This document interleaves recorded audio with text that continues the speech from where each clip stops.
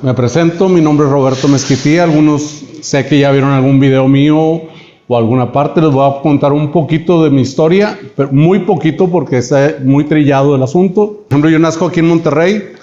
A los 17 años migro a los Estados Unidos, no con una beca estudiantil, sino me fui de ilegal y tuve la suerte de tener muchos trabajos y luego trabajar con alguien, y ese alguien me mandó a la universidad, estudié, soy economista, pero ser economista no tiene nada que ver con el asunto de ser mentor o gestor de inversiones. Quiero decirles que cualquier profesión, no importa qué te dediques, todo siempre termina en bienes raíces, todo. Por ejemplo, si tú eres boxeador, termina refugiándose comprando tierra. Si tú te dedicas a la industria cibernética, terminas en bienes raíces. Bienes raíces mucha gente lo utiliza como un refugio, sin saber que es un negocio millonario. Es el negocio que crea más millonarios en el mundo a más velocidad. ¿Qué es lo que pasa? Que las personas no detectamos y no aprendemos a observar. Para empezar, la gente en la población ha hecho un negocio de bienes raíces exitoso, que es la casa en la que vive. Cualquier persona que tú le preguntes, del día uno que compra una casa, al día que lo conoces te dice, esta casa ha tomado valor. Y cuando la vende, ha tomado éxito en el negocio. ¿Por qué está tan deteriorado? Pues porque no hay una instrucción real en México, en Estados Unidos sí, no hay una instrucción real de cómo llevar a cabo. O sea, sí hay muchos cursos, hay muchos mentores, hay gente como yo, pero yo, por ejemplo, sí tuve una instrucción y eso me aventaja muchísimo. Y al mismo tiempo me desaventajó. ¿Por qué? Porque me voy a los 17 años, regreso a los 32 años, y cuando yo llego a México, México es una economía completamente distinta a Estados Unidos. Entonces, todas las reglas que yo había aprendido en Estados Unidos eran completamente cambiantes, tanto en la parte inmobiliaria como en la economía.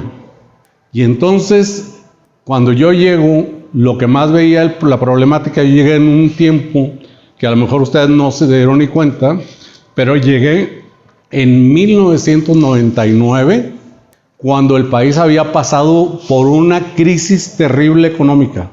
Millones de personas habían perdido sus casas, no había créditos bancarios, no había venta de casas, todo estaba como colapsado. Entonces imagínense de venir de una economía donde las tasas de interés son bien pequeñitas, donde hay muchísimas facilidades, pues estaba muy cerrado el mercado y me dediqué a otra cosa. Esa otra cosa era la industria inmobiliaria y estuve unos cuantos años en eso mientras estudié el mercado de bienes raíces. Cuando traté de buscar dónde encontrar algún curso de bienes raíces, pues no me encontré más que uno, que era el Tecnológico de Monterrey, que nada más que lo daban unos Exatec. Y cuando vi su plan de desarrollo, me di cuenta que no sabían absolutamente nada. Cuando yo fui dije, estos no saben nada, estos están tratando de ganar dinero a dar el curso. Muchos que los inviten a cursos se van a encontrar con eso. Pero en este negocio es tan noble que solo tienes que aprender una cosa por curso y esa cosa te puede volver millonario. Tengo la dicha y puedo presumir de que yo he creado cientos de millonarios y he creado cientos de asesores inmobiliarios con mucho éxito. No es muy fuerte los asesores inmobiliarios porque yo soy la parte contraria. Uno siempre se quiere dedicar a lo que deja más dinero. Y entonces todos se quieren dedicar a vender. Yo me dedico a comprar, a crear de acuerdo a las cosas y a las reglas que existen. Yo soy un observador, soy como un mago o un lector de cartas de los bienes raíces. Yo sé cuándo va a subir, cuándo va a bajar, cuándo se va a colapsar, cuándo va a haber punto de oportunidad, y entonces alcanza a detectar las cosas que hay en México y en el mundo entero, algunas más pronunciadas, y esto es algo que debes de aprender mucho en bienes raíces. En bienes raíces debes de aprender que la economía es cíclica, nunca se mantiene estable. En algunas partes es como una montaña rusa cuando digo cíclica. Subes, subes, subes, y mientras subes, todo es color de rosa. Y llegas a la punta, y todos están bien contentos hasta que dejan caer la montaña rusa, y es cuando llega una crisis. En bienes raíces nunca hay tiempos malos, solo donde te presque el ciclo. Por ejemplo, cuando está muy arriba, es tiempo de vender. Y cuando está muy abajo, tiempo de comprar. Si tú alcanzas a detectar y a ver ese ciclo y estás preparado, podrás llegar muy fácil al éxito. Es la única profesión que te podría yo decir que si tú tienes una buena presentación, casi te toma la inmobiliaria sin ninguna experiencia, lo cual es muy malo.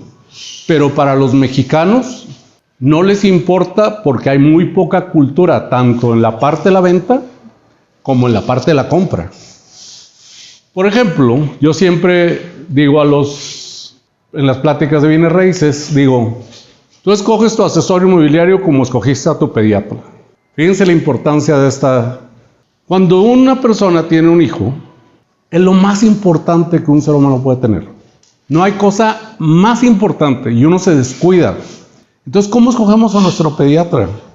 Le preguntamos a nuestro amigo, que también tuvo un hijo, completamente inexperto, como nosotros, ¿quién es tu pediatra? ¿Cómo te ha tratado? Y si lo ha tratado bien, lo ha tratado bonito, lo recomienda y tú llevas a tu hijo con el pediatra. Fíjate, lo más importante, hoy que tenemos tantas herramientas, en mi tiempo no había ni una herramienta de estas. Por ejemplo, podemos googlear al doctor, podemos ver cuántos niños se le han muerto. Por ejemplo, cuando yo le pregunté al pediatra de mis hijos, se ofendió cuando le dije, ¿cuántos niños se te han muerto? Y se me quedó viendo porque era un conocido de un conocido. Y entonces le molestó un poco la pregunta. Dice, ¿por qué me haces esa pregunta? Le dije, porque no quiero un récord de un pediatra que se le hayan muerto 5 niños, ¿verdad? Y entonces me contesta, 1, pero no fue mi culpa. Le dije, no, pregunta contestada. Y entonces cuando tú vas a vender una casa, que es tu mayor patrimonio, tú le preguntas a un vecino, a un amigo que vendió su casa, oye, ¿quién te vendió tu casa? Y te dice, pues Rimax, mi comadre, que acaba de entrar hace 2 meses, está en Rimax, háblale, me fue muy bien con ella. Y le hablas y te llega y te dice, yo soy Maru, o Petra, o Lola, y te quiero dar una opinión de valor. Y su opinión de valor está basada en algo que se llama el mosaico, y tiene muchísimos errores en México. Y entonces, pues no todos son malas noticias. Para los compradores, el que algo tenga muchos errores es una ventaja. Para el vendedor, una desventaja.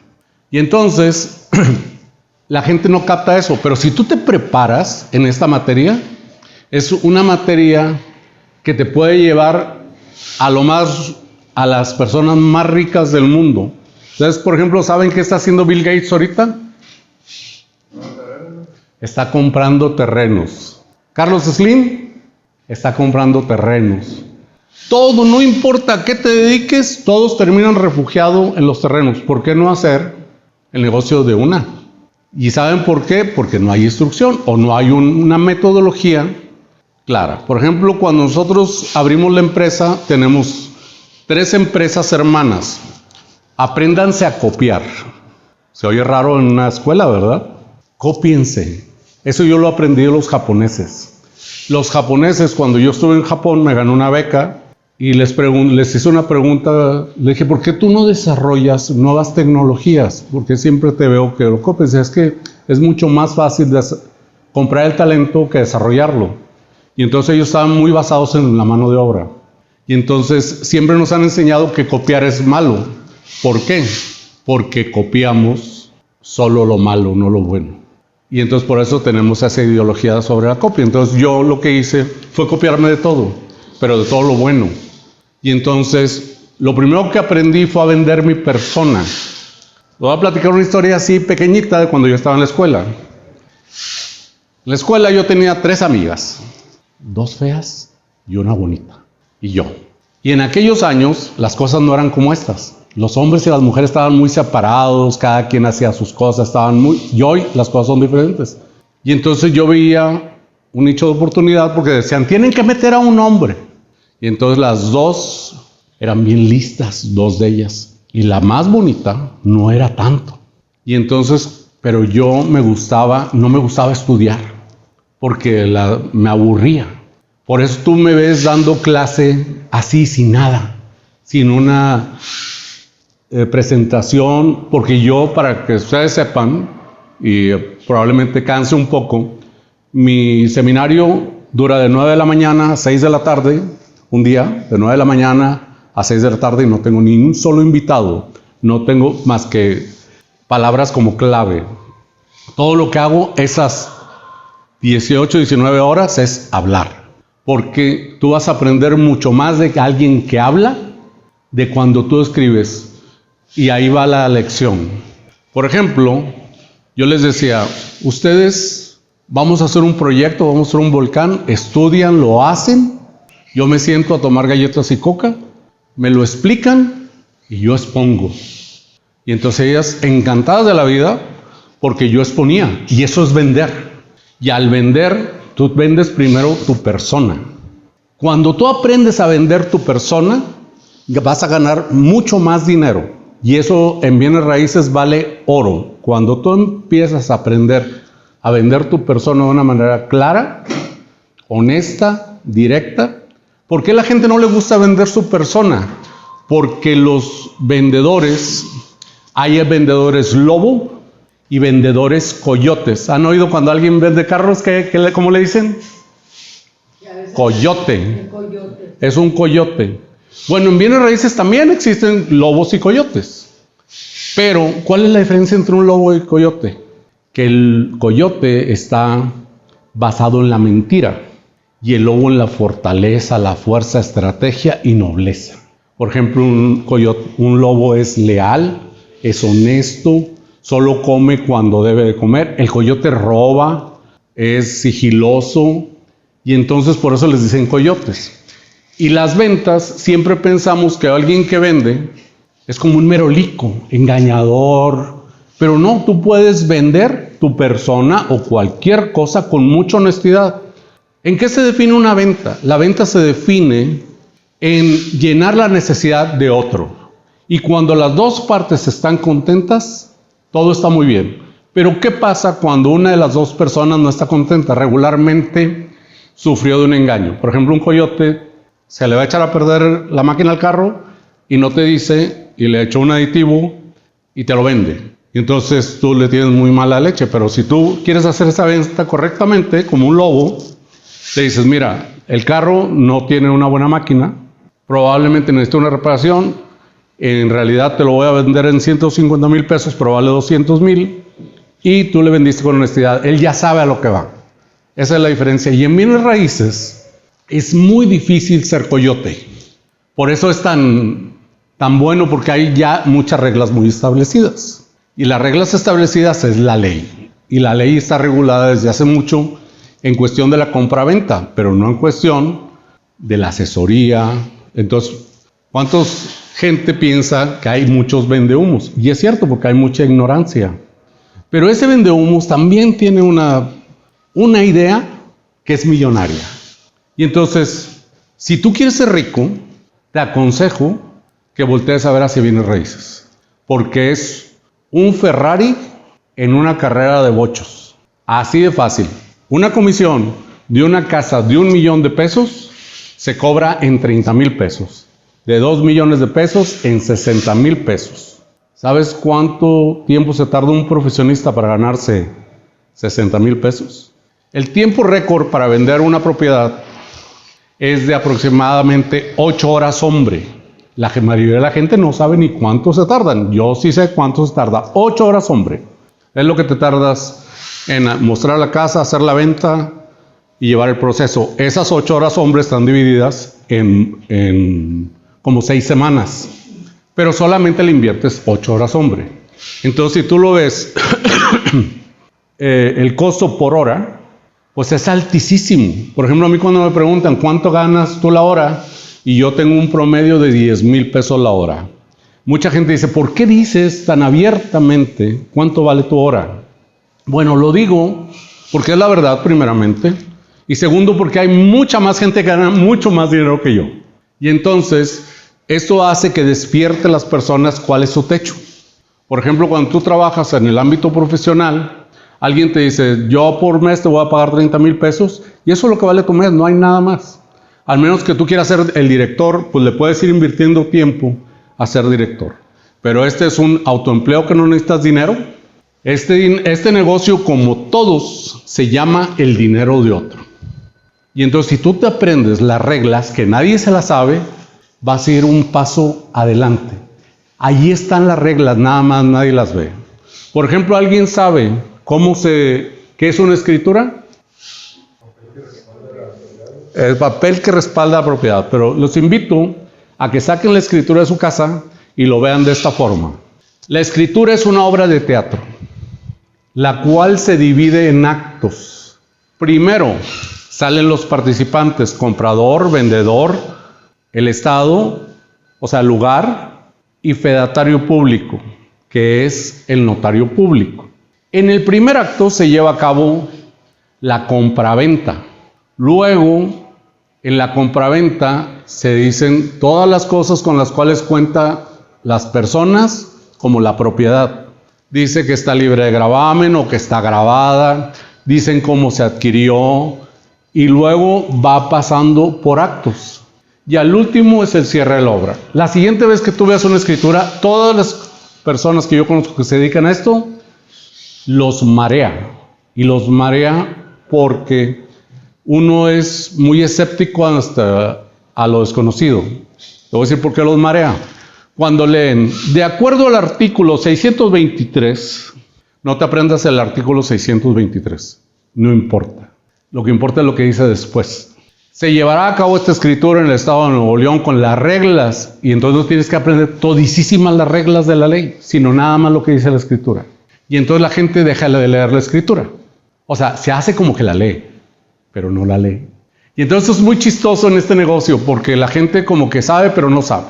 Y entonces cuando nosotros decidimos entrar en el negocio de bienes raíces, lo primero que queríamos hacer, por ejemplo, tú no vas a encontrar nunca a alguien, ni en mis redes sociales, ni en la vida real, que diga, él me tomó ventaja, porque yo le doy a la gente lo que más le gusta, le lleno el bolsillo de dinero. Ese es mi primer valor en la empresa. Yo creo inversionistas, y yo hago que mi inversionista gane mucho dinero de acuerdo a su participación. Pero ¿quién gana más dinero, él o yo? Yo. Lo que pasa es que estamos peleados a la hora de vender, porque les ha vendido un coyote toda la vida, en que te vende un lobo. Yo te digo, yo como tengo esta habilidad, te la voy a enseñar, pero yo voy a ganar más dinero, pero tú vas a ganar más dinero de que algún día soñaste. Y entonces entra una fórmula que se llama 80-20. Yo el 80, tú el 20. Suena injusto. Pues yo pongo el 80 del tiempo, el 80 de sabiduría, y tú pones un 20. Pone su dinero, algo de tiempo, pero sobre todo su nivel de riesgo. Mi expertise pone que no vaya a perder su dinero. Como él se junta con lobos, aullar se enseña pronto. Y entonces tú vas a encontrar que hasta ahorita nunca he tenido un mentorí que haya fracasado. Y uso una fórmula súper sencilla. No tomo mentorís que no vayan a tener éxito. Eso es muy sencillo. Eso pasa mucho en bienes raíces. La gente la forzan a captar una propiedad, que ustedes lo van a ver en las importancias de la captación. Las inmobiliarias te forzan, capta, y luego captas mal. Por ejemplo, ¿cómo es una captación mala? Pues sobrevalúas la propiedad. ¿Y por qué la sobrevalúan? Porque la gente no sabe de evaluación. Por eso digo que es muy bueno saberte las reglas. Por ejemplo, una propiedad para que sea financiada por el banco debe tener como mínimo 30 años de vida útil. Yo he vendido casas que tienen 100 años de construidas. ¿Cómo le hago para que me dé 30 años de vida útil? Porque la gente diría, pues, ya no sirve, ¿verdad? 100 años. Bueno, la regla en evaluación es que te tienes que cambiar las instalaciones hidráulicas, eléctricas y la del drenaje. Y tiene que estar en buenas condiciones estructurales. Cambiando eso, tú puedes comprar una casa que tenga 150 años en buenas condiciones, les cambia esas 3 cosas y el banco la financia. Hay cosas que ya el banco, si son muy viejas, por ejemplo, tiene que tener una losa sólida. No puede tener, hay losas que son de madera, con tierra, con un poco de cemento. Esas sí no pasan.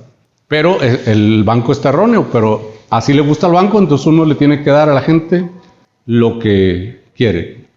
Les voy a poner un ejemplo cuando uno quiere aprender a vender. Les digo yo, aprender a vender es como la vida diaria. Pero muy parecido.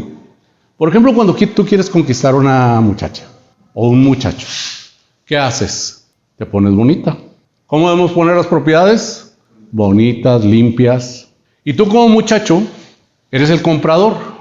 Sin puntualizar, es un ejemplo. Entonces tú quieres que sepan que tienes suficiente dinero para comprar lo que el otro está vendiendo. Y entonces, cuando tú juntas esos dos, pero cuando hay un problema, tanto en una ecuación como en la otra, cuando hay engaño. En vez de encontrar un lobo, encuentras un coyote y viceversa. Y entonces ahí es cuando cae la deshonestidad. Por eso está tan prostituido la palabra vendedor.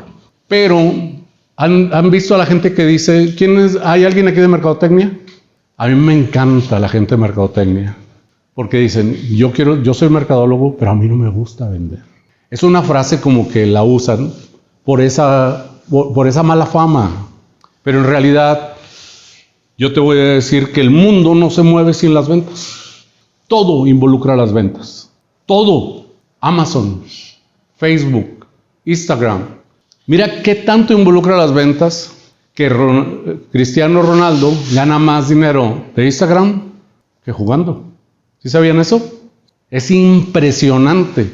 Porque él agarra una cosa, esta agua, y dice, tómense esta agua. Y sin querer está vendiendo. O no se la tomen. ¿Se acuerdan lo que hizo con Coca-Cola? ¿Cómo la bajó? Las acciones de Coca-Cola. Todos sabemos que la Coca-Cola es mala, que tiene un montón de azúcar, que no es buena. Pero cuando dijo él, porque él se dedica a vender cosas. Pero primero creó un prestigio. Y entonces les voy a explicar cosas muy sencillas que la gente no ve de bienes raíces que deben de aprender. Todos lo quieren así como súper complicar. Pero es mucho más sencillo de lo que tú te imaginas. Tiene un plumón para rayar más. Me voy a prestar. Es mucho más sencillo de lo que tú te imaginas. Tanto las bienes raíces como los negocios. Pero yo te voy a explicar, por ejemplo, cosas que ustedes se han de preguntar de dónde nace la plusvalía. Y todos ven el índice de plusvático de que da el Banco de México y el índice del INEGI. Pero no, la plusvalía es algo súper sencillo. Las ciudades crecen así. Todas tienen un centro de la ciudad. Centro. Cuando la gente ya no cabe, acá hay un terreno de labor, ejidal, como le quieras llamar, monte. Entonces, cuando no cabe, el fraccionador empieza a construir aquí. Ahora, ¿cuál casa vale más? La del centro, porque está más cerca de todo. Luego, crece más la ciudad. ¿Y ahora cuál vale más? Primero la del centro, luego la que sigue y luego esta. Hay cosas que luego van a hacer el cambio, que ahorita se las voy a explicar. Y luego así se van. Pero los fraccionadores son bien listos, súper listos. Y entonces en vez de tener un círculo así, hacen un círculo así, porque eso no va a cambiar. Y hacen una casita, una colonia aquí, bien barata. No hay transporte, no hay calles, no hay nada. Pero a como va vendiendo barato, esto va tomando valor. El verdadero negocio en bienes raíces es la tierra. No se equivoquen que es la construcción. Ahorita les digo cuándo viene la construcción a tomar. Por ejemplo, si tú hay 3 tipos de construcción. Económica, residencial y de lujo.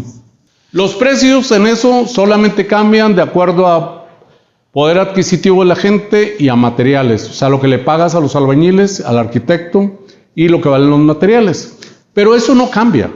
Eso siempre, cuando sube, va a subir solo. No es como que de repente suba mucho.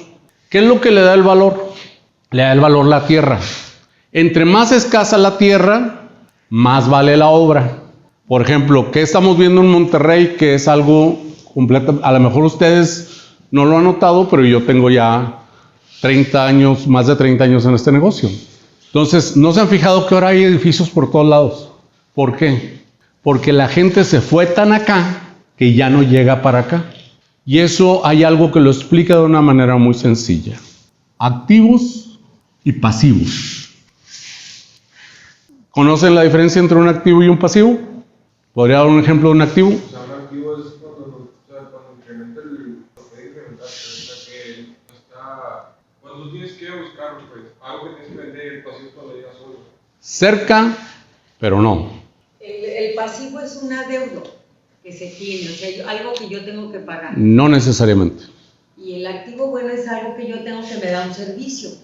Hay un activo fijo y un activo circular. Tampoco. Tampoco. Ahí va. Por eso yo les digo que yo explico de una forma muy simple. Un activo da, o sea, te genera una ganancia siempre, y un pasivo quita. Y hay pasivos disfrazados de activos y activos disfrazados de pasivos. Y ahí es donde está la confusión. Por ejemplo, hay activos que por naturaleza siempre serán activos, en teoría. Por ejemplo, las propiedades es un activo. La propiedad siempre gana dinero. El carro, ¿qué le pasa al carro cuando lo sacas de la agencia? Pierde, se devalúa el 25%. Entonces es un pasivo. ¿Cuál es el problema con eso? Que la gente le gusta como aparentar. O sea, tú vas y compras un Mercedes de 2 millones de pesos y lo traes al Tech Milenio y lo estacionas aquí. Pero luego le preguntas que dónde vive el muchacho y vive en una casa de 4 millones. Y toda la gente te admira mucho por eso se confunde. O sea, ay, mira, el muchacho ha de tener mucho dinero. Pues ese muchacho está cavando, o él o su papá están cavando hacia abajo. Porque el Mercedes en 4 años, si no lo cambia, va a costar la mitad o menos. Y si no lo cambia, toda la percepción que tuvo el entorno de él se va a convertir en pobre. O sea, lo que un día fue admiración, ahora como no lo pudiste cambiar, y entonces entra en una cosa que se llama la carrera de la rata. Trabajo más para gastar más, para trabajar más. Y entonces te vuelves un esclavo. Los activos tienen la cualidad de que entre menos te muevas y más generen, mejor. Y hay como una escalera en la parte económica de las propiedades. Por ejemplo, cuando tú eres un creador de esto, es igualito que un estadio de fútbol americano, en activos y pasivos. Entonces, quedando claro que es un activo y que es un pasivo, por ejemplo, si tú compras una casa, vamos a poner un ejemplo. Yo soy tu papá y te voy a regalar 500,000 pesos para lo que tú quieras. Tú eres un muchacho de 22 años, o de... ¿Cuántos años tienes? 23 años. Y la gente le preguntas, ¿qué comprarías? Y lo primero que quiere comprar es un coche. Nunca piensa, voy a comprar un departamento. Un departamento, en la vida real, no en mi empresa, genera el 0.05 de rentabilidad. En efectivo, porque crea otras ganancias, que es la plusvalía. Y entonces, pero en mi haber, yo hago que genere el 12. O sea, el 12 es 2 veces y casi la mitad de más. Entonces la gente me pregunta, oye, ¿por qué tú no tienes un Mercedes? Le digo, porque yo no quiero que la gente piense que soy rico. Yo quiero que sepan que soy rico. Y entonces, pero el que más le interesa ser rico o tener dinero o gestar mucho dinero sin hacer tanto, soy yo. Y entonces, si tú te aprendes estas dos cosas en tu vida, no tiene nada de malo tener el Ferrari, siempre y cuando tus activos paguen tus lujos, porque hay una sola vida. No estamos ensayando para una siguiente, entonces debemos tener algunas cosas. Pero, por ejemplo, te voy a enseñar cómo tú generas un activo y lo conviertes para que pague tus pasivos. Por ejemplo, tú quieres, te regalo 500,000 pesos, 500,000 pesos compras un departamento y al lapso de 3 años vas a aumentar la renta del 5% y probablemente puedas comprar un carro a crédito con la ganancia del activo. ¿Cómo escoges un buen pasivo? Pues bien sencillo, como para qué quieres las cosas. La gente como que no tenemos la visión esa. O sea, es algo, México es un país relativamente nuevo en cuestión de gestación de dinero. Y la gente a veces se ofende cuando digo eso. Pero en realidad somos una democracia, una semidemocracia a medias. Tenemos libertad de libre comercio desde hace 15 años. O sea, somos realmente tiernos. A lo mejor ustedes no lo alcanzan a ver así porque nunca vivieron en un México diferente. Pero hoy hay miles de oportunidades para los jóvenes. Entonces, cuando yo decido comprar un carro, yo veo que supla primero todas mis necesidades y luego todos mis deseos. Y por ejemplo, yo tengo un negocio. ¿Cómo convierto un pasivo en un activo? Pues yo tengo 4 hijos. Entonces compro 2 hijos y una esposa. Entonces compro una camioneta doble cabina, mediana, de media gama. Y entonces la camioneta es deducible de impuestos. En vez de pagar impuestos, paga la camioneta. Luego, las camionetas pagan menos tenencia. Pero busco que sea una camioneta nueva siempre, que tenga aire acondicionado, radio, todas las cosas que necesito yo para que sea muy funcional, que sea de una buena marca, que tenga un muy buen valor de reventa. Y entonces he convertido mi pasivo en un activo, ni siquiera lo pago yo. Por ejemplo, yo deduzco impuestos, a lo mejor ustedes no están todavía mucho en esa clase, pero yo deduzco hasta lo que me como. La ropa, los calcetines, los zapatos, todo en vez de pagar impuestos. El que va de impuestos es coyote, el que los utiliza es lobo. Y entonces, primer valor, honestidad. Juega con las reglas y ganar el más veloz nada más. Entonces, ¿cómo hago que yo esta plusvalía, dada la explicación del pasivo y el activo, esta tierra ya está bien alejada? Entonces, ¿a qué le di valor? A esta tierra la puedo vender más cara, pero esta subió más de valor. Cuando la gente se aleja muy allá, ya no alcanza a regresar. Ustedes lo han visto, me imagino que conocen mucha gente que vive en carretera nacional. ¿Alguien de ustedes vive en carretera nacional? Yo siempre, cuando estaban desarrollando la carretera nacional, preguntaban a las empresas, ¿quién ha cumplido el sueño de vivir en carretera nacional? Y se levantaba la mano y les decía yo, oh, felicidades, lo has logrado. Ya vives en la carretera nacional porque te pasas 2 horas en el tráfico de ida y 2 horas de venida. Y entonces, si te fijas, ¿de dónde viene mi explicación sobre los activos y los pasivos? ¿Cuál es el activo más importante que alguien tiene? Todos tenemos eso. Tú lo tienes, él lo tiene, tú lo tienes. Es nuestro activo más importante y que va a ser el más importante toda tu vida. ¿Tiempo? Exacto. Entonces, cuando tu tiempo esté vendido, entre más vendido esté, tu activo va a costar más. Pero si no está vendido, no vale absolutamente nada. ¿Se fijan cómo van tomando estructura la clase? O sea, si no lo vendes, bien vendido. Si lo vendes con honestidad, creará prestigio. Si es importante y obtienes un resultado, ¿qué es lo importante? ¿Llegar a la luna y gozar de la gloria o ganar dinero? De la gloria nadie vive, pero del dinero sí. Los mexicanos tenemos muy mala relación con el dinero. Tan mala que lo desperdiciamos a cada rato. No pensamos. Y es por eso que tenemos una mala relación. Con lo que tenemos muy buena relación, lo cuidamos, lo atesoramos, lo invertimos correctamente. Y entonces, aquí está la respuesta de por qué algo vale más y algo vale menos. Porque entre más alejado te vayas, más tiempo vas a gastar en venir. Y entonces, cuando te alejaste suficiente, ¿qué le pasa al centro de la ciudad? Empiezan los edificios a desarrollarse. Entonces, empiezas a vivir en vertical. Sin embargo, vivir en vertical es muy bueno. Mucha gente no lo tiene como claro. Por ejemplo, los regios somos buenos para ser muy norteñotes y querer hacer nuestra propia carne asada y mi propio patio, y mi propio caballo, y mi propio rancho y mi propia trocona. Si se fijan, hablé casi de puros pasivos. El mono tiene una King Ranch que no necesita 4x4 porque va a la ciudad. Nunca la puede estacionar. O sea, no la necesitas. Tu rancho, que si no va gente, no sirve de nada. Tu alberca es la alberca más cara del mundo porque te bañas una vez a la semana. Su asador, haces carne una vez a la semana. Entonces, vivir en vertical, hay algo clarísimo. Por eso yo les digo, aprendan a observar. Por ejemplo, si tú vas a las ciudades más ricas del mundo, en bienes raíces, o sea, donde está lo más caro, todo está en vertical. Nueva York, DF, Múnich, lo que veas tú está en vertical. El piso vale un montonal.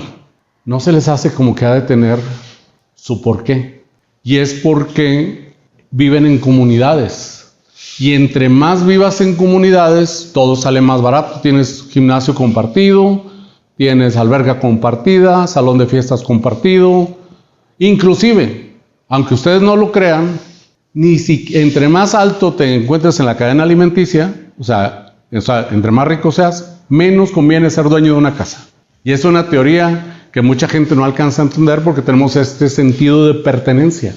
Por ejemplo, si tú observas algo en la rentabilidad que les van a enseñar, tú vas a ver que va a ser una comparativa y te invito a que la hagas de esta manera. Compara una propiedad en la Colonia del Valle y una propiedad en el centro de Monterrey. Y por metro cuadrado renta más caro el centro de Monterrey que Valle. ¿Cuál es la diferencia? Que en Valle tienes que rentar 600 metros cuadrados en cada casa. Entonces el metro cuadrado se achica, el mercado se achica, o sea, menos gente. En cambio, en el centro, por ejemplo, a mí me gusta mucho repetir números. Yo me dedico al 333. Yo rento por metro cuadrado en 333 pesos. ¿Podrían creer que mi departamento más pequeño mide 12 metros cuadrados? O sea, de aquí a esa pared, aquí. Ese es todo el departamento. Y rento más caro que Valle. ¿Cómo detecté yo eso? Porque estaba supliendo la necesidad de una persona. Por ejemplo, la población cambia. Por ejemplo, todo hace que cambie el mundo de las bienes raíces. Por ejemplo, cuando llegó Uber, los muchachos ya no quieren tener carro, porque ahora es mucho más fácil solamente pagar el Uber que te lleve y que te traiga a las 5 o 6 partes limitadas. El carro se convirtió en un pasivo. Entonces, ¿qué hizo eso? Revolucionó el mercado de bienes raíces, porque ahora la gente quiere vivir a 5 minutos de todo. Y entonces vive como en comunidades, en el Centrito Valle, en Pueblo Sedena, en todas esas partes que son pequeños centros de la ciudad.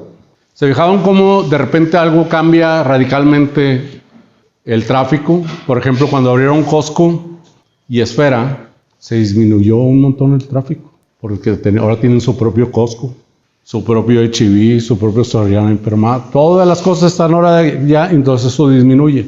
Entonces, si se fijan, este centro se volvió un centro aquí. El Centrito Valle se volvió un centro aquí. Eso cambia la plusvalía. Pero aún así, a como va creciendo, cambia esa plusvalía de acuerdo al tiempo. Luego hay otra cosa que lo cambia, que es los conceptos. Por ejemplo, ¿por qué el metro cuadrado en Misiones tiene un precio y a media cuadra fuera de Misiones tiene otro precio? Porque tiene un concepto. Vive en comunidad. Lo que hicieron, a alguien se le ocurrió ponerle una barda alrededor y decir, estos terrenos valen 5 veces más. Exacto. Y entonces le tienen que poner algo ahí que sea muy atractivo. Por ejemplo, Misiones le puso un campo de golf, el cual nadie de los que vive ahí juega golf, porque convirtieron ese negocio en otro negocio. Ahora tienes que tener una membresía. Y puedes vivir ahí, pero si no compras la membresía no puedes jugar. Otra gente puede ir a...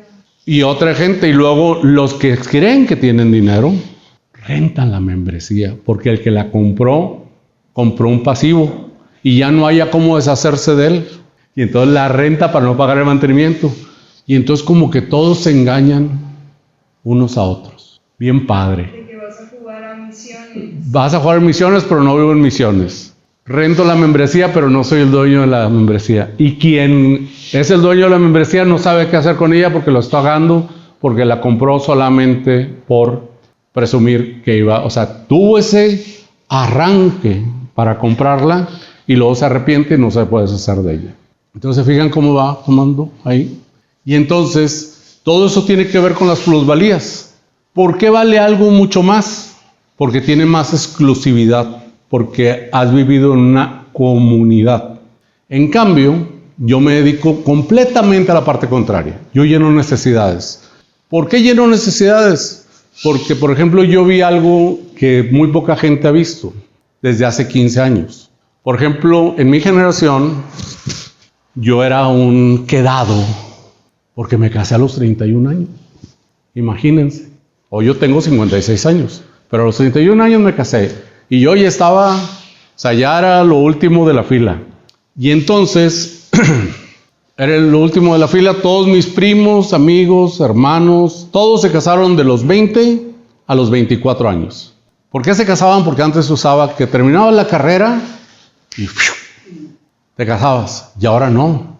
Ahora quieres terminar la carrera, la maestría, el doctorado o nada. Y luego ya no te quieres casar. Y hemos ido cambiando la parte poblacional, que eso también influye mucho en la plusvalía.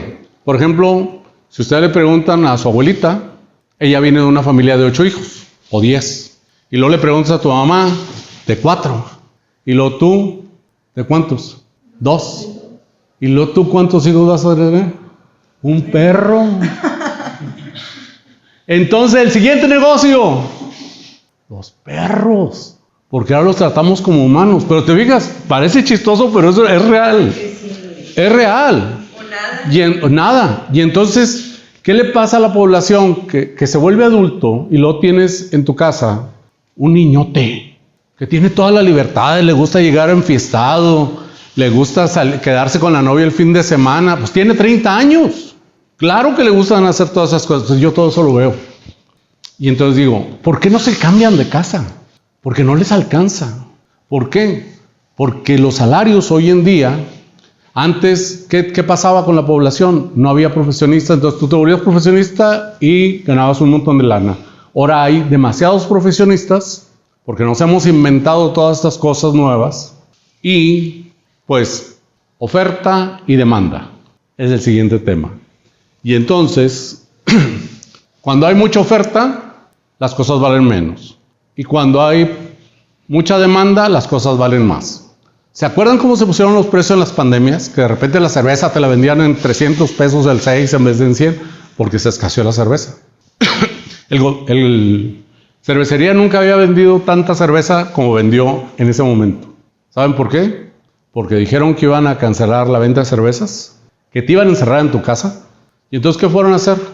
La gente fue y se surtió de cervezas. La cervecería nunca la cerraron. Negocio demasiado grande para cerrarlo por cualquier motivo. Y aparte tenían que tener a la población. Y entonces, ¿cómo influye la pandemia en las bienes raíces? La gente se comprimió, le dio un valor distinto a la propiedad. ¿Por qué? Porque ahora habíamos cambiado a trabajar en línea. Esa era tu oficina, tu entorno de trabajo. Y entonces todo el mercado inmobiliario en edificios para oficinas cayó y se murió casi. Los que no estaban preparados, en cambio yo, ¿qué creen que le pasó a mi negocio? Como yo escogí profesión, este es el perfil cuando diseñé la técnica se llama cliente target. ¿Cuáles son los más? ¿Cuáles son los menos problemáticos? Con mejor nivel cultural y que están más dispuestos a gastar dinero. Entonces les platico un poquito de mi concepto, de cómo lo desarrollé. Por ejemplo, tú puedes, como joven profesionista, si no ganas mucho dinero, ¿qué es lo que necesitas? Lo mismo que te den en el trabajo, internet, aire acondicionado. El espacio no te importa, siempre y cuando estés muy cómodo. Y entonces yo hice un departamento solo pensando en el dinero. Yo soy un lobo, no tengo por qué mentir. Nunca pensé que me salieron otras cosas, es otra cosa, pero nunca pensé en su eficiencia. Y entonces en Monterrey tenemos una cultura como rara. Por eso les digo, observen. Cuando vas a un buffet, ¿tú comes igual que como cuando vas a un restaurante? No, ¿verdad? Comes más. Entonces vas al buffet chino. Y el chino es un coyote y tú eres otro.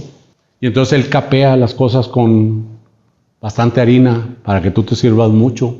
Y te da vegetales capeados con... Y entonces tú comes mucho y él te cobra mucho. Pero si en realidad sacamos el precio promedio de los platillos... Y entonces yo dije, yo no quiero hacer el buffet porque me van a... Por ejemplo, cuando te dicen, ¿algún día han ido a un hotel? Todo incluido. Imagino que sí, ¿verdad? Sí. Comes de más, dejas el aire acondicionado prendido cuando te vas. Te vale. Porque los mexicanos somos así. Pero no más los mexicanos, también en otras culturas. Pero entre más alto el nivel cultural, cuando tú vas a Europa... Tú te encuentras con que las cosas pues no son iguales que en México. Las cosas son más chiquitas, menos abundantes. Por ejemplo, yo una vez fuimos a España y pues tuve una novatada. Había un anuncio que decía 5 tapas por €1.99. Y yo iba pasando y me senté. Y entonces me dice, ¿qué quiere sus tapas? Le digo, pues de jamón serrano. Entonces me traen estos panecitos, así, con jamón serrano encima. Y yo dije, mira qué buenos totopos. Y me eché los. Y ahí me quedé sentado. Y entonces le pregunté al mesero, oye, ¿a qué hora van a llegar las tapas? Yo me imaginaba un francés de 5 tapas, imagínate. A eso era lo que yo pensaba, no sabía lo que era una tapa. Y entonces dijo, ya se las comió. Le dije, ¿cómo? Dice, sí, mire, estos son los... cuestiones de tapas.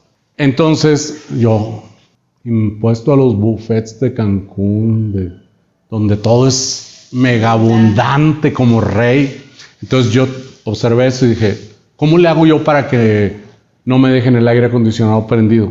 Entonces hice un cuarto bien chiquito y puse un clima de 1 tonelada. Lo prende en 22, se le ocurre a aquel persona prenderlo en 22 y en 5 minutos está que ni con colcha. Lo tiene que apagar, lo tiene que poner a fuerza en 26. Y en 26 se apaga súper rápido también. Primer objetivo, que fuera de alta eficiencia. Segundo, todos decían, es que te estás copiando a los japoneses. Parte sí, parte no. Pero por ejemplo, si tú oyes las historias de tus abuelos, dicen, no, nosotros dormíamos en un petate cuando éramos niños, en el piso. Todos los mexicanos tenemos como tema con la pobreza, de no dormir en el piso. Entonces yo hice una cama, me copié una cama y la hice, que se llaman Murphy Beds, que son las camas que se doblan y se guardan. Ocupa 40 centímetros y la cama matrimonial mide 1,50 m. Entonces queda un pasillo de 50 centímetros por un lado para caminar y solo ocupa cuando está guardada 40 centímetros, pero cuando está guardada tiene un escritorio. Y entonces empecé a hacer cosas así para aprovechar los espacios. Por eso yo cobro tanto por metro cuadrado. Y eso hace que tu plusvalía se empuje. Ahí va la plática. Luego escribí pez rémora. Es otra teoría que cuando digo técnicas, no inventé nada. Una técnica es algo que pones 1 más 2 más 3 más 5 y luego lo juntas y has desarrollado una técnica. O sea, no inventaste nada. Para que no se malinterprete de que he inventado algo. Y entonces yo digo, si la tierra es bien cara aquí, tienes que hacer un edificio, ¿verdad? Y para un edificio, las reglas de desarrollo urbano, que es quien rige qué permisos dan para las casas, necesitas 1000 metros cuadrados. Entonces, ¿qué le va a pasar a la casa de 5 por 30? Pues muy fácil, nadie la va a querer, no va a tener un valor. Pero sin embargo, yo aprendí a darles valor porque mi departamento estrella mide 3 metros por 6, 18 metros cuadrados. Entonces, 5 metros de frente me quedan para el pasillo, para que pasen. Todo está alumbrado y tengo departamentos de 18 metros cuadrados. Entonces, yo le di un valor. ¿Por qué se llama pez rémora? Porque el pez rémora, si ustedes investigan, come de los tiburones, de la escoria de los tiburones. Entonces yo voy pescando todo lo que dejan. Yo soy un asesor de edificios. Por ejemplo, por mucho tiempo he sido un solucionador de problemas. Cuando era niño, en lo que más era brillante era en resolver problemas, en los problemas razonados. Tú me decías, si una tortuga va a 30 kilómetros y quiere recorrer esta cantidad, yo eso se me hacía como lo más fácil del mundo. Cabe mencionar que nunca tuve buenas calificaciones hasta que llegué a la universidad. Siempre fui burro. Sin embargo, alcancé a detectar algunas habilidades, y aquí viene el final de la historia de mis 3 amigas. Entonces, cuando yo aprendí a venderme, así me paraba con esta seguridad, porque ellas me habían explicado. Por eso a mí no me gusta que escriban. Pero tú puedes escribir como para recordar. Entonces yo nomás escribía así como cosas para recordar. O sea, una palabrilla y hacía como un mapa mental, que ni sabía lo que estaba haciendo en aquel tiempo, hasta después me di cuenta. Entonces yo lo explicaba muy bien y salvaba la calificación. Mejor expositor, que hable en la asamblea, que dé la clase, que estudie. Y entonces desarrollé una gran habilidad para las relaciones públicas, a venderme muy bien. Entonces, eso me trajo muchos amigos, muchas novias, mucho éxito en las ventas. Pero cuando decidí convertirme en lobo en vez de en coyote, encontré la honestidad. Y entonces nació el primer valor. Y el segundo valor, el camino.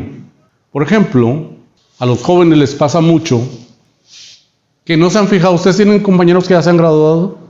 ¿Y cómo les ha ido? Uno ahorita trabaja en multimedios. No está ni ejerciendo la carrera.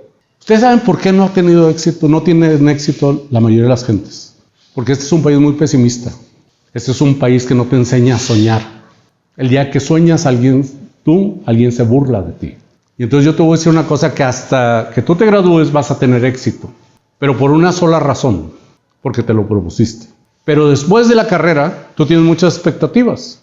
Y entonces no encuentras dónde llegar. La carrera solamente es como una llave. Y la vida es la tuerca. Si tú no estás dispuesto a darle vuelta, puedes tener las carreras que quieras. Y entonces, el gran secreto es darle vuelta. Entonces, ¿qué es lo que pasa? Que cuando sale de la carrera, nadie se atreve a decir, imagínate tú, tienes un grupo de amigas, me imagino, un circulito, y que tú te dijeran, ¿qué aprendiste en la clase de este señor? Y que tú llegues y digas, aprendí que quiero ser millonaria. ¿Cómo se oye? Pues se van a reír, van a decir que es mucho. Así es, son las matasueños. Pero fíjate, son las matasueños. Yo me acuerdo, yo tenía una maestra de inglés, se llamaba Lulú, y yo era burlón, lo que le sigue. Porque así como tenía facilidad de palabra para dar clase, también para burlarme de ti, era un buleador impresionante. Yo crecí en la INDEP. O sea, de pobreza nadie me puede contar. Pero lo que a veces piensas que es una debilidad es una fortaleza. Imagínense yo, güerito, bonito, en medio de puros prietitos. Y era triste, porque me hacían bullying, me decían, hey, pinche niño bonito. Y yo me sentía mal, que me dijeran bonito. Y sí estaba bonito comparado a los otros, la verdad. Y la gente cuando eres bonito te trata distinto, la maestra, el conserje, todo el mundo, porque somos un país muy discriminador. Y entonces, yo descubrí que tenía muchas habilidades a ser una persona como era. Todos tenemos talentos dentro, solo está en que los descubras. Y que no tengas miedo a descubrirlos. Entonces yo descubrí que copiarme después de mucho tiempo era bueno. Te voy a decir qué descubrí cuando me... Yo como no me gustaba estudiar, no me gustaba leer, que es increíble que hoy leo más de lo que he leído en una vida, o sea, leo muchísimo. Y entonces, yo no me gustaba leer. Y entonces yo pasaba todo el semestre 5, y luego te hacen el promedio, ¿verdad? Y luego un día antes, voy a presentar. Y sacaba todas mis habilidades. Lo primero era, voy a estudiar. tomo responsabilidad del último día. Y entonces empezaba a estudiar y veía, es demasiado, no entiendo nada. Y luego agarraba uno de estos, un marcador, resaltador. Han de disculpar, pero muchas palabras no las sé todavía en español porque nunca las he vuelto a usar. A pesar de ser de Monterrey, las aprendí en inglés nada más. Entonces, ¿cómo se llama un headliner? Marcatexto. Y entonces empezaba a marcar todo lo que pensaba yo que era importante. Pues terminaba todo el libro marcado. Y entonces después llegaba el niño del barrio. Lo que aprendes en el barrio. Voy a hacer un acordeón. Y entonces agarraba una paleta de esas con chicle adentro, la mojaba del papelito y desenvolvía el papelito. Y se hacía una hoja como de esto. Luego me daba cuenta que pues si no sabía lo importante del libro, no sabía lo... Y luego llegaba el momento, ya después de mucho estrés, el momento religioso. Y decía, me encomiendo a Dios, mañana Dios dirá. Y me costaba dormir, con un estrés, pero luego en la mañana, para mí las mañanas son como una nueva vida. Haz de cuenta que nazco completamente nuevo. Digo, todos los días es un buen día para volver a empezar. Y entonces llegaba yo con mis relaciones públicas, y claro que siempre tenía un compañero y una compañera que eran los más listos de la clase. Pero si tú eres muy listo en la clase, muchas veces no desarrollas habilidades para comunicarte o para ser amigos, porque eres como un nerd, ¿verdad? Entonces yo le decía, hola, voy a tener una fiesta el sábado, ¿quieres ir? Y tú, nunca me hablas, y ahora me vas a hablar. O sea, es así, déjame siento aquí a un lado, y le haces así al examen. Y era súper osado. Le decía, es más, no le pongas el nombre a tu examen. Lo dejas caer y yo dejo caer el mío y intercambiamos. ¿Y qué pasaba con ese muchacho? Le decía, hombre, ¿qué te pasa? Algunos sí los convencí, ¿verdad? Y luego adelante me sentaba con otra muchacha que fuera y le decía, pelo largo. Le decía, ¿me dejas asomarme? Y te mueves, le haces así. Y te recoges el cabello y de repente le haces así. Y pues total, la quiero. Estaba un líder en potencia, ¿verdad? Pero para las cosas malas. Y luego me sentaba, haz de cuenta, aquí. Y buscaba un ángulo donde todo el mundo se me atravesara a la maestra. Y entonces yo me agachaba así. Y entonces tenía 1, 2, 3, 4, 5. Y aquel que me pueda hacer señas, 6. Y luego empezaba a rezar. Padres nuestros. Que sea opciones múltiples, o sea, las 3 respuestas, no sé cómo son los exámenes ahora, que sea,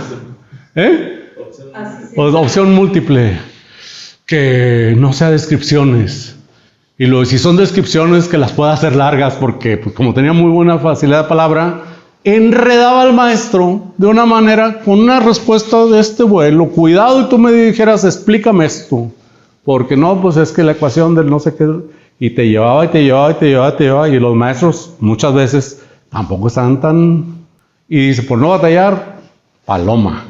Y entonces, si te fijas, todo lo que desarrollé en ese momento, lo aprendí a atesorar de adulto. ¿Cómo lo aprendí a atesorar? Vendiendo. Y entonces, si tú te fijas, para venderle a alguien le tienes que caer bien. ¿Tú cómo ves a las vendedoras de autos, de Liverpool? Entre más alta la gama, ¿cómo está la vendedora? Bonito. Yo, bonito. En aquel tiempo, ¿verdad? Entonces, tú te vas dando cuenta de esas cosas. Si las empiezas a acomodar y empiezas a aprender activos, ventas y habilidades. ¿Ustedes han leído el libro de Steve Jobs? ¿Sí saben que él nunca ha inventado nada? Él solamente sabía cómo poner en la mano de alguien algo y desarrollarlo a mano de alguien. Y entonces nunca el mundo pensó que iban a poner una computadora en la mano de cada quien a la velocidad que la pusieron. Y para muestra un botón, porque era un super genio. Por ejemplo, tú preguntas si en México puede alguien poner una laptop o una computadora en cada casa y te van a decir que es imposible. Pero si tú te fijas en las personas de menos extracto, hay 2 cosas que compran cuando llegan. Si vas a la Alameda, una botella de agua y el smartphone. O sea, todas las casas en México tienen una computadora. La gente no lo detecta, pero sí la tiene. Entonces, Si tú te fijas, el celular te vende a cada rato. El algoritmo, en qué pones más atención, en qué te fijas. Y está disfrazado de necesidades y de entretenimiento. Por eso es tan atractivo. Antes de esto era la televisión. Pero si tú ves esto, así es la vida real. O sea, tú creas una necesidad, aquí creamos una necesidad que era una plusvalía. Cuando ya no podemos cubrir la necesidad, la plusvalía vale más. Oferta, demanda. En eso se concentra el valor de los terrenos. Yo te voy a platicar cómo le hacen, por ejemplo, ustedes se han fijado que salen de la ciudad y ven miles y millones de casas de Infonavit. Y son las casas más baratas y la gente no se explica cómo le hace el constructor para hacer una casa tan barata de ese tamaño. Y yo te digo porque la gente está viendo el lugar incorrecto. Una hectárea son 1000 metros. No, 10,000. No, 1000 metros de largo por 1000 metros de ancho, lo cual suman 10,000 metros. De esos 10,000 metros es este. De esos 10,000 metros tiene que destinar la mitad para calles y parques y áreas verdes. Era el COS y el CUS de lo que hablamos. Exacto.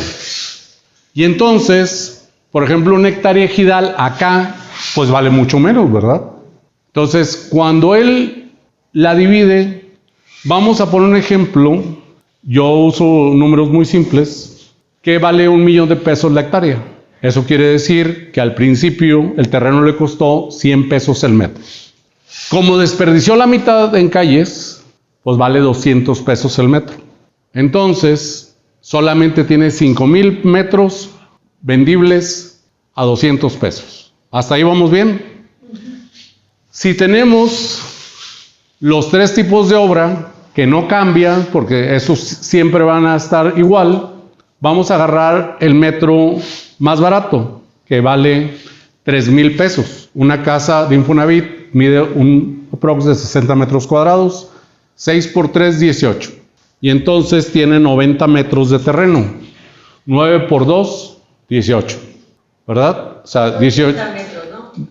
No, O sea, son terrenos de cuánto, de 160 metros. de 90 metros. De 90. De 90 metros, las más grandecitas. Oh, 5 por 15, 75, perdón. órale. Entonces, si tú te fijas, el terreno costó 18,000 pesos. Y la casa de 60 metros, 6 por 3, 18. 180,000. Fíjate cuánto es la diferencia de lo que vale una cosa contra lo que vale la otra. 18 pesos, 18,000 contra 180,000. ¿Hasta ahí me siguen? Entonces el costo de la casa total, ¿de cuánto fue? 180 más 18, 198. Y la casa la venden en 500,000 pesos. ¿Dónde está el valor? En el terreno. Porque esta misma casa la mueves aquí y vale lo mismo en la obra. Al menos que sea hacerla. Pero como el terreno es más limitado, puedes vender la obra más cara. Y acá puedes vender la obra más barata, pero el terreno es lo bueno. Ahí es donde está la explicación de la plusvalía. Ahora sí le entendieron cómo entre más lejos el terreno es el negocio y entre más cerca la obra es el negocio. Porque las cosas tienen entre oferta y demanda. Entonces hay varios valores con los que ya puedo terminar. Con los que quiero terminar. Primeramente, cambien sus sueños. Eso es lo primero. No dejes que nadie te diga que no sueñes. Si ustedes me buscan en Facebook, podrán conocer mi historia. Hoy me veo muy empoderado, pero un día fui conserje. Y no me siento triste de haberlo sido. Ahí aprendí muchas cosas también. Nunca soñé con llegar tan alto, pero cada día cambié mi sueño. O sea, no te preocupes. Metas cortas, pero constantes. No importa dónde inicies, eso no define dónde terminas. Si tú buscas cualquier historia de hombres con éxito, mujeres con éxito, a Steve Jobs no lo quería ni su mamá cuando nació, lo regalaron. Entonces tú puedes pensar que tú tienes la vida más terrible del mundo, o la mejor, y eso no va a garantizar nunca a dónde llegues. La segunda, no te dejes engañar. La honestidad te va a llegar mucho más lejos, no porque seas buena o mala persona, porque la honestidad desarrolla prestigio, desarrolla confianza. O sea, ni siquiera soy buena persona, creo yo. Yo nomás soy honesto porque me conviene ser honesto, porque me ha dado mucho más resultado. Porque alguien deshonesto ahí acaba su carrera. Nada más puedes engañar a cierta cantidad de personas. Sin embargo, yo he creado conceptos donde, basados en la honestidad, pongo a trabajar a todo mundo como a mis 3 muchachas. Mis inversionistas son mis mejores vendedores. ¿Por qué? Porque les he dado lo que les prometí. Cuando tú eres una buena persona, solamente cumple lo que dices. Respeta la cuestión más valiosa propiamente y de los demás. ¿Cuál es el activo más importante? El tiempo.